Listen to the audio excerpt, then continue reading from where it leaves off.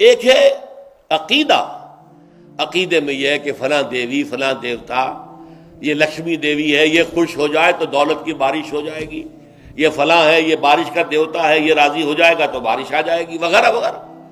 اگر آپ نے آلہہ بنا لیے ہیں اور ان آلہہ کی طرف آپ رجوع کر رہے ہیں تاکہ وہ آپ کی ضرورتوں کو پورا کر سکیں، آپ کی مصیبتوں کو ٹال سکیں، آپ کی دعاؤں کو سن سکیں، تو یہ شرک ہے اعتقادی۔ وَلَا تَجْعَلْ مَعَ اللَّهِ إِلَٰهًا لَا إِلَٰهَ إِلَّا اللَّهُ، کوئی نہیں ہے الہ، کوئی نہیں ہے دعاؤں کا سننے والا، کوئی نہیں ہے تکلیف کو رفع کرنے والا، کوئی نہیں ہے رزق عطا کرنے والا، کوئی نہیں ہے اولاد دینے والا، کوئی نہیں ہے مصیبت سے نجات دینے والا سوائے اللہ کے۔ تو الہ کا مفہوم یہ ہے، وَلَا تَجْعَلْ مَعَ اللَّهِ إِلَٰهًا آخر، ایسا نہ ہو کہ اللہ کو بھی تم نے الہ مانا ہوا، کچھ اور چھوٹے چھوٹے الہ بھی مان لیے ہیں۔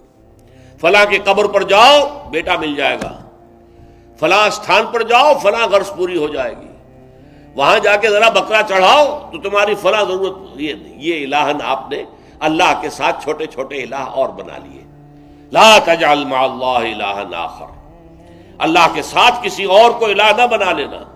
فتلقى فی جہنم، تو جھونک دیے جاؤ گے جہنم کے اندر، ملوما مدحورا، ملامت زدہ ہو کر اور دھکے دیے جا کر، دھکے دیے جائیں گے۔ ظاہر بات ہے جہنم میں کوئی اپنی خوشی سے داخل ہونے کو تو تیار نہیں ہوگا، تو دھکے دیے جائیں گے تو پھینکا جائے گا، ملامت زدہ۔ فرشتے کہیں گے تمہاری اپنی شامت اعمال ہے یہ، کیا تمہارے پاس رسول نہیں آئے تھے؟ کیا ان کی دعوت نہیں پہنچی تھی؟ پھر تم نے اگر غلط راستہ اختیار کیا تو تم حقدار ہو اس کے، دفع ہو اور داخل ہو جاؤ، اور دھکا دے کر پھینک دیا جائے گا۔